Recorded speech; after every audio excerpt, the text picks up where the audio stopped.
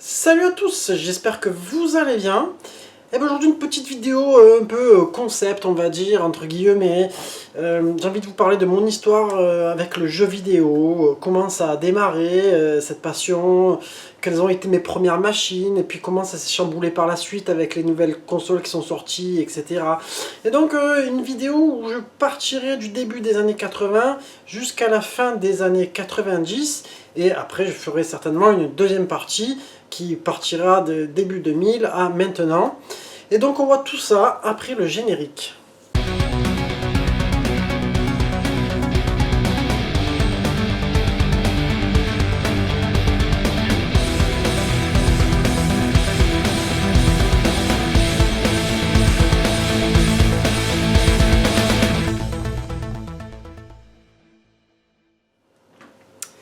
Alors comment a débuté cette passion du jeu vidéo, cette histoire du jeu vidéo pour mon cas?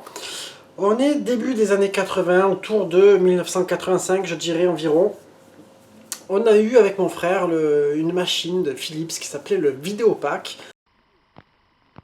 Vidéopack, le jeu vidéo Philips. Déjà plus de 50 cassettes interchangeables.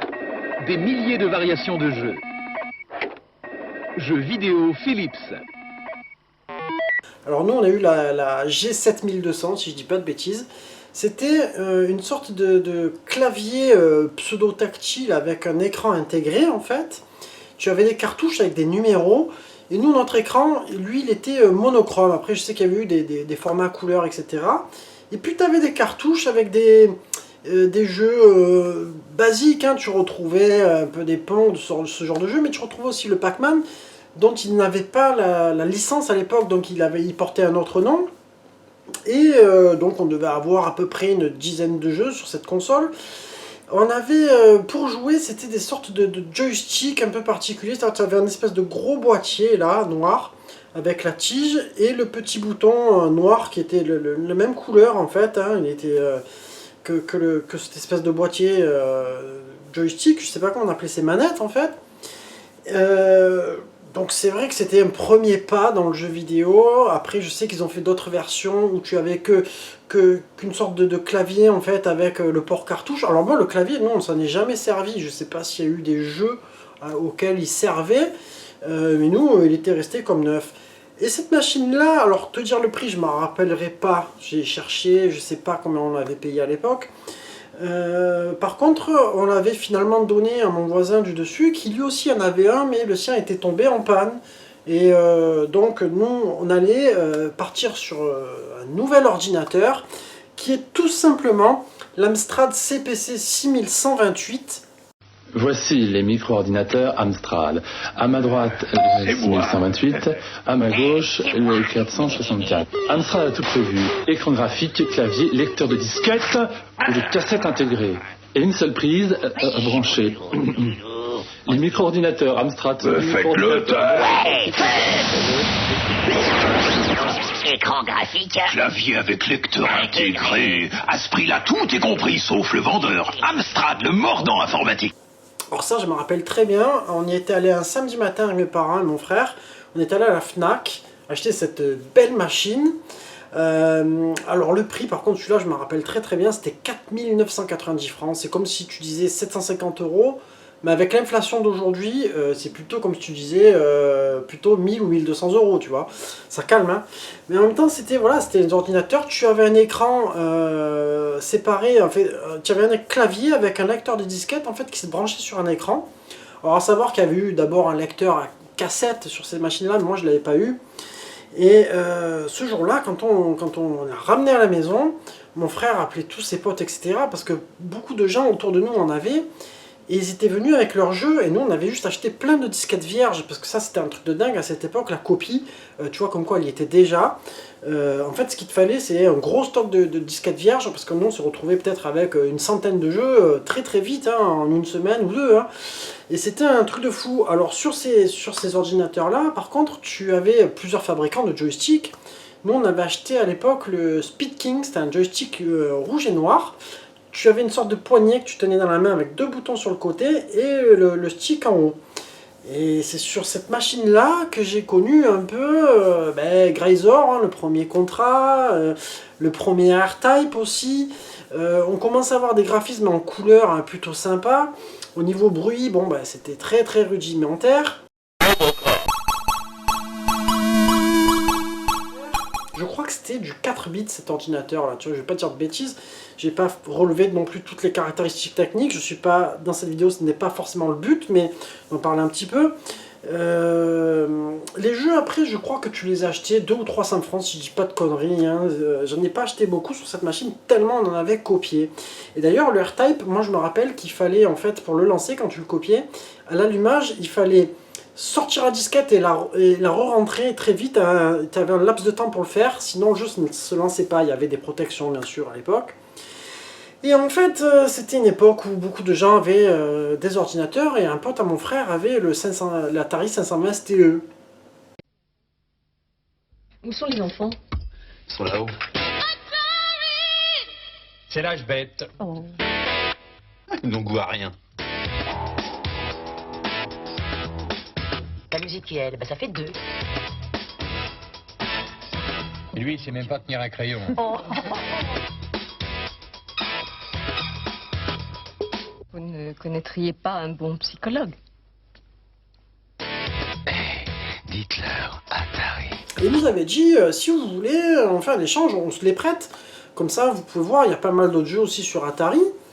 Et du coup, c'est ce qui s'est passé. Et c'est sur cette magnifique machine. Alors lui, l'Atari, c'était pareil, un peu le même principe que l'Amstrad. Hein, tu avais un clavier intégré avec un lecteur de disquettes, etc. Sauf que l'Atari, il avait plus de possibilités. Il avait des branchements MIDI. Tu avais notamment un logiciel de musique qui s'appelait Notator à l'époque.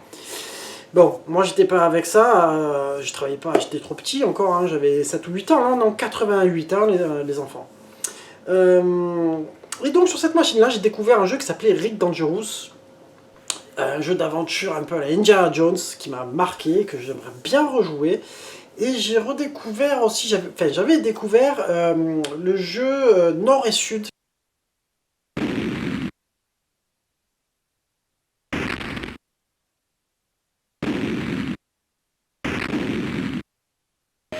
Sud, qui était un jeu de stratégie. Alors franchement, c'était un jeu mais terrible. Ça pourrait te faire penser un peu au jeu de société qui s'appelait Risk, hein, c'est-à-dire tu avais le Nord et le Sud qui combattaient, et en fait tu devais, le but était de prendre des territoires, etc. Et tu avais chacun son tour, tirer, préparer une attaque en fait. C'était un truc du genre. Alors du coup l'Atari on l'a gardé quelques temps, puis on a fini par lui rendre et récupérer notre Amstrad, pardon. Et puis là on arrive en 90, qu'est-ce qui se passe? Il y avait la NES qui était sortie. Moi dans cette vidéo, ça va être ma chronologie à moi, c'est-à-dire nous on a acheté des consoles des fois qui étaient sorties plus tard, etc. Enfin, on n'a pas tout acheté au moment de sa sortie. Ce que je veux dire c'est que voilà, ce sera ma chronologie, donc vous étonnez pas sur les dates que je vais vous donner. Et donc nous on a eu la NES en 90.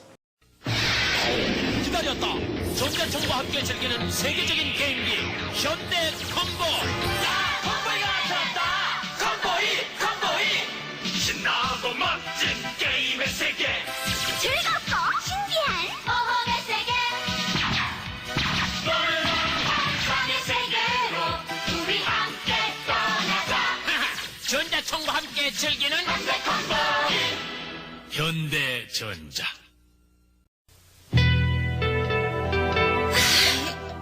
내 기분을 왜 몰라주지? 와! 안녕, 콤보이야. 아빠, 나하고 통화하는 데가 있어. 새로 나온 게임도 아주 많아요. 아빠! 사랑이 담긴 선물? 새로 나온 미니 콤보 현대전자. Ensuite, on avait acheté le pack Duck Hunt avec Mario. Et ça, c'était grandiose. Hein. Moi, je me rappelle qu'on avait la télé dans le salon avec mes parents. Mes parents avaient essayé de jouer aussi au jeu de Duck Hunt, etc. Et puis, sur cette console, on a découvert quelques jeux. Il y avait le Punch-Out que j'avais vraiment kiffé. D'ailleurs, j'ai une anecdote là-dessus. C'est que peu de temps après, mes parents, ils en avaient marre qu'on monopolise la télé aussi. Donc, du coup, Eux, ils avaient aussi d'acheter une plus grande télé, parce que c'était une 33 cm dans le salon qu'on avait sans télécommande. Et du coup, moi, je l'avais récupéré dans la chambre. Et à un moment donné, on m'avait prêté ce Punch-Out, et je me rappelle que j'étais encore en primaire, et un matin, je me réveille 5h30, plus sommeil, je me dis, oh, je vais jouer. Et j'avais joué de 5h30 à 7h30, le temps après d'aller me préparer pour aller à l'école. Ça, c'est des souvenirs qui me restent gravés comme ça. Et puis, j'avais retrouvé aussi le Tortue Ninja. Sortis tout droit des égouts du Bronx, les célèbres Tortues Ninja débarquent sur votre console Nintendo. Rejoignez ces héros carapassonnés. Utilisez des nunchakus. Traversez les égouts. Tracez votre chemin au bazooka et délivrez la ville des diaboliques robots et de l'horrible Shredder. Dans Teenage Mutant Hero Turtles, toute la saga des Tortues Ninja. Exclusivement sur console Nintendo. Que j'avais un peu connu sur Amstrad d'ailleurs à l'époque, mais qui sur NES quand même était un peu au-dessus, puisque la NES, là on est sur de la 8 bits quand même. Donc c'était quand même une console qui nous avait fait rêver. Mais ce qui s'est passé rapidement, c'est qu'en 91, vous le savez tous, il y a eu la Mega Drive. Et donc là, forcément, on était toujours à vouloir les nouvelles choses. Bon, on l'a pas eu dès la sortie, mais c'est une époque où je te dirais que les consoles et les ordinateurs chez nous, ça s'est vite enchaîné. Tu vois, comme quoi maintenant tu achètes une console, tu la gardes 5, 6, 7 ans, même tu ne le revends plus maintenant, tu vois. Mais à cette époque-là, on revendait souvent pour acheter la suivante. Alors, comme je disais, la NES, après, on a dû la revendre, je crois que je l'avais revendue 500 francs. Malheureusement, la Mega Drive, elle arrivait, c'était autour, alors je dis pas de conneries, il me semble qu'on avait acheté 1390 francs avec Sonic. Mais ça, c'est des souvenirs, les mecs, je suis pas sûr de mes souvenirs. Alors, ce qui se passait, c'est que justement, là où je voulais en venir, c'est que du coup, j'avais vendu la NES 500 francs. En fait, souvent, on donnait l'argent à nos parents, et on leur disait, voilà, ça complétera pour s'acheter la console, et les consoles, après, ils nous achetaient à Noël, en fait. Hein. J'avais fait une vidéo là-dessus, d'ailleurs, en expliquant à quel Noël j'avais eu quelle console. Et du coup, on arrive sur une Mega Drive, et là, c'est Sonic. C'est moi, Maître Sega. Et ce petit excité, c'est Sonic. Lui, si tu le cherches, tu vas le trouver. En achetant la Mega Drive de Sega, aussi avoir le jeu Sonic. Mega Drive plus Sonic, Sega, c'est plus fort que toi. Et c'est un truc de malade. C'était un truc de malade. Ça allait vite, etc. Moi, je me rappelle de ça, ce jeu, qu'est-ce que j'ai pu l'aimer comme un fou. Puis après, il y a eu les Street of Rage. Il y a eu quelques jeux comme ça, le Speedball 2 que j'avais montré dernièrement. Ça a été une console qui m'avait beaucoup plu. Et c'est fou parce que je l'ai pas détesté en fait. Et d'un coup, on arrive en 92, t'as la Super Nintendo qui arrive avec ce type de pub de dingue.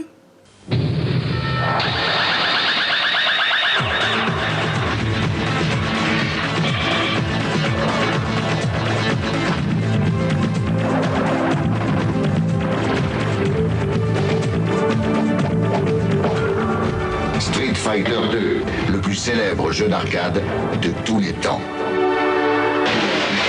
Super Nintendo. Street Fighter 2, exclusivement sur Super Nintendo.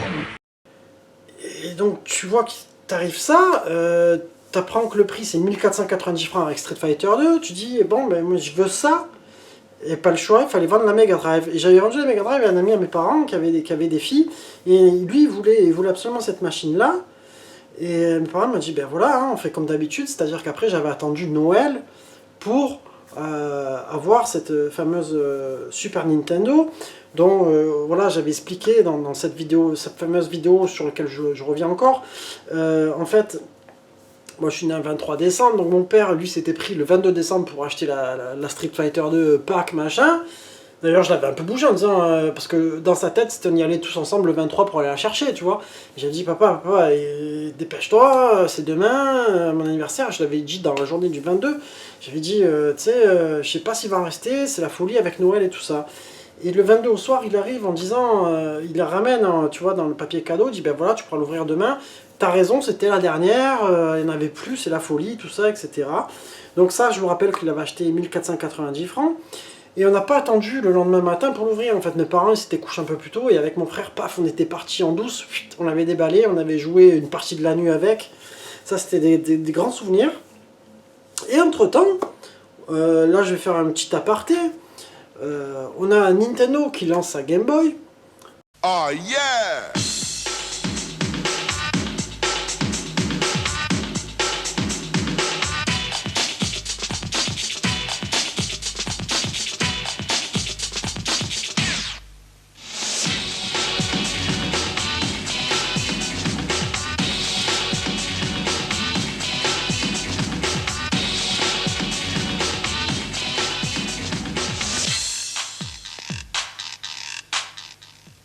Les potes qui kiffent à fond hein, la Game Boy, donc forcément je voulais en acheter une.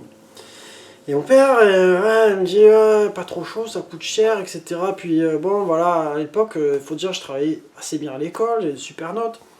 Et un jour je dis ah viens, je vais aller voir. Puis on va au magasin, et elle était à 590 francs avec le pack Tetris. Là, il me dit, bon, allez, ça va, je te la prends, mais tu diras à ta maman que c'était une promo à 200 francs, on a eu quelque chose, si elle te demande, sinon tu parles pas de prix, voilà, sinon elle va me tuer, voilà, etc. C'est souvent ça avec mon père, tu vois. Et puis, donc, on avait eu cette fameuse Game Boy alors ça, je pense que sur les années, je dirais que ça devrait être dans les 92, 93, je me rappelle pas exactement de la date, les amis. C'est un peu compliqué de retrouver tout ça. Alors après là pareil il y a eu ce jeu Solar Striker que mon pote avait eu parce qu'après on avait plein de potes qui les avaient donc on se prêtait les jeux. Il y a des souvenirs comme ça qui me restent vraiment de Mario Land, de Super Mario Land, etc. Et cette Game Boy elle a eu une autre histoire. C'est que mon voisin du dessus, un an plus tard, ou je sais plus, un an et demi, il me dit oh t'es sûr tu veux pas me la vendre, etc. Parce que bon à un moment donné c'est vrai que c'était une console, on avait beaucoup joué sur le moment, puis on revenait toujours sur les consoles de salon. Et je l'ai vendu. Ah oui, je l'avais vendu, ça y est, je me rappelle, parce qu'il avait un voyage en Angleterre qu'il devait faire. Et il m'avait dit, ah, j'aimerais bien avoir une console pour jouer, etc. Et tout. Et puis finalement, je l'avais vendu. Et quand il est revenu, il avait acheté d'autres jeux, il avait acheté Beetlejuice, etc. Et bien le truc de dingue, c'est que je lui ai racheté ensuite. Bon, on s'est fait que des trucs comme ça. Donc moi, j'étais dans une résidence avec plein d'immeubles, etc. On était une quinzaine de bandes de potes. Et les jeux, ils faisaient ça. Hein, ils allaient entre les bâtiments, les étages, etc. C'était un truc de fou. Et de l'autre côté... Ben forcément, t'avais la concurrence, t'avais Sega qui avait sorti sa Game Gear. Ou Game Gear, je sais pas comment vous le dites. Wow, regarde ça! Regarde, c'est tout en couleur! Oh, c'est hallucinant ce truc! Wow! Game Gear, la première console portable couleur de Sega. La couleur, c'est plus fort que toi. Et moi, je l'avais pas acheté, parce qu'on pouvait pas non plus tout avoir. C'était une époque où voilà, t'avais une console, t'en avais pas forcément deux, tu vois. Enfin, à la limite, t'avais une portable et une de salon, c'était un peu négociable avec les parents. Mais le problème, c'est qu'après, si tu voulais acheter des jeux... Si t'achetais un jeu sur la portable, t'achetais pas un jeu sur celle de salon, tu vois, tu pouvais pas acheter les deux en même temps. Par contre, par le travail de mon père, à Noël, il y avait chaque année un dimanche de Noël, tu vois, avec un spectacle, un cirque, etc. Et en fait, tu avais un catalogue sur lequel tu choisissais le cadeau que tu voulais. Et j'avais choisi un baladeur CD à l'époque. Alors c'était un truc d'une marque un peu bâtarde, genre Tamashi ou un truc du style. Hein. C'était pas une grande marque. Et je vais chez un pote avec ce lecteur, ce baladeur CD qui avait cette Game Gear avec, il avait je crois Column, c'est la cartouche des 4 jeux en 1 là, avec le jeu de ballon, le jeu de tennis, je crois que j'avais un jeu de course dedans, je me rappelle plus exactement des 4 jeux, tu vois. Et puis je kiffe sa console, je m'amuse, etc. et tout. Et il me dit, mais ça te dirait de faire un échange, moi je te l'échange contre ton baladeur CD. J'y allais, pourquoi pas, après tout. Et c'est ce qui s'est passé. Et donc après, j'ai eu la Game Gear comme ça. Mais cette Game Gear, le truc de dingue, c'est que je ne me rappelle pas du tout qu'est-ce qu'elle est devenue. Je ne me rappelle pas si je l'ai revendue, si je l'ai rééchangée. Est-ce que je l'ai pas rééchangé avec lui encore contre ce truc-là, parce qu'on était toujours en train de se faire ce truc-là. J'arrive pas à m'en rappeler, ça me rend dingue en fait. Tu vois, des fois, tu as des trucs que tu as oubliés. Et donc là, on arrive donc, je suis dans les années, on va dire, 95. On a Sony qui envoie sa PlayStation. Mes chers compatriotes, bonjour. Je vous parle en direct du Cap, le comité anti-PlayStation. Sachez qu'un horrible fléau menace toute l'humanité. Je vais vous parler de ça. On pourrait croire que c'est une simple rôtissoire. Mais dedans, c'est le tourne-dos de la mort. Comment savoir que la PlayStation n'est pas une banale console de jeu? Regardez bien ces signes étranges. Les savants le certifient, ces effets sont démoniaques. Vous pouvez voir ici un jeune homme sain. Et là, un sujet exposé à la PlayStation pendant quelques minutes. Rappelez-vous, ne sous-estimez pas la puissance de la PlayStation. Moi, je me rappelle avoir vendu ma Super Nintendo avec 10 ou 15 jeux environ. Hein. J'avais dû la vendre début 95. Parce que je savais que la PlayStation arrivait. Et je savais que si j'attendais de la vendre, de la vendre au moment où la PlayStation serait sortie, j'en tirerais pas beaucoup. Et j'arriverais jamais à atteindre ce prix-là, qui était de 2090 francs, pour acheter cette fameuse PlayStation. Donc je crois que je l'avais vendue autour de mars-avril dans ces eaux-là.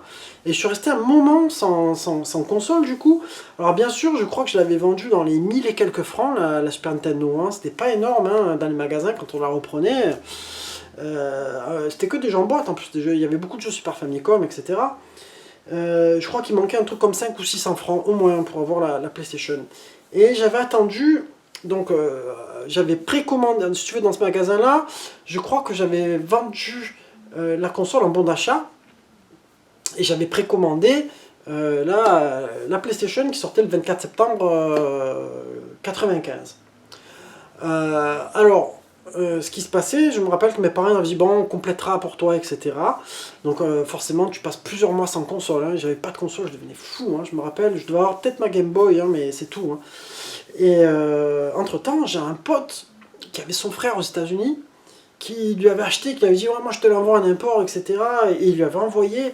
Et on avait commencé à tester sa console américaine. Tu vois, on jouait à Ridge Racer, sauf que mon pote, quand il a reçu sa console qui était en RCA à l'époque, hein, vidéo composite, il la branche dans sa télé de sa chambre, putain, noir et blanc.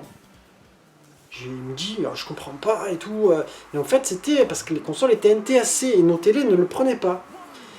Et moi, je vois juste à ce moment-là un article sur le Console Plus qui dit il vous faut un câble RGB pour les gens qui ont acheté la console en import. Le câble RGB est enfin disponible et les gens vont pouvoir jouer en couleur pour ceux qui n'ont pas de télé compatible. Et mon pote, il me croyait pas. Puis quand il a vu ça, il a de suite acheté le câble. Il était super content. Donc du coup, on avait un peu squatté sa console. On avait testé Ridge Racer. Je sais plus ce qu'il avait eu, lui. Et donc lui, par contre, il avait aussi un CD de démo qui n'était pas le même que nos Demo One qu'on avait en France. Et je l'ai gardé. Ça, c'est le CD démo d'époque que mon pote m'avait laissé. Il s'appelait Pix. Alors dedans, tu avais des démos un petit peu différentes. Je me rappelle que tu avais le Extreme Games, tu avais quelques jeux. Tu vois, ça, c'était le CD démo USA. Et puis après, moi, j'ai fini par avoir ma PlayStation européenne. Donc trop content, j'avais mon CD de Demo One, comme vous avez tous connu, avec Toshiden, où tu pouvais jouer avec deux persos, Destruction Derby, et je suis resté avec ça jusqu'à Noël, c'est-à-dire qu'après, il n'y avait pas moyen d'acheter d'autres jeux, tu vois, mes parents ils avaient déjà un peu cotisé pour acheter cette console, et à Noël, je crois que j'avais acheté le DBZ Ultimate Battle 22, les mecs, en import, et j'avais quelques jeux, peut-être j'en avais prêté Ridge Racer, quelques jeux comme ça, et je me suis retrouvé début janvier-février, la console ne marchait plus, enfin, elle avait son problème de bloc optique, donc je vous ai fait une vidéo dernièrement là-dessus.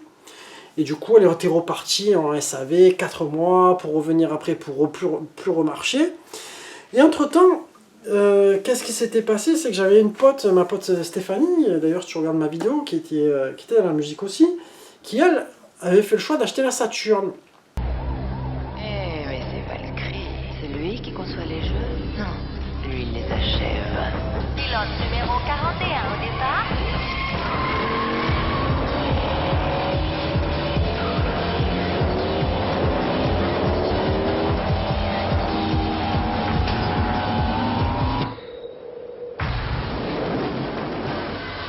Il n'y a que la vérité qui blesse. Bienvenue dans l'autre réalité, Sega Saturn. Donc il se passe du temps, hein. Là je t'avance, on doit être en 97 je dirais. Entre 96 et 97 dans ces eaux-là. Moi j'avais ma PlayStation qui marchait à l'envers. Et elle me dit, oh ça te dit pas de me la prêter, etc. Donc je lui explique, elle me dit, putain un truc de dingue, il faut la mettre à l'envers. Et je dis oui, oui. Et puis elle me passe sa Saturn avec quelques jeux. Et j'avais envie d'un jeu de combat et je m'étais acheté un jeu. C'était Fighting Vipers. J'avais dit en même temps, comme ça, elle le gardera, tu vois. Et du coup, j'avais eu cette Saturn-là, c'est comme ça que je l'ai connue aussi.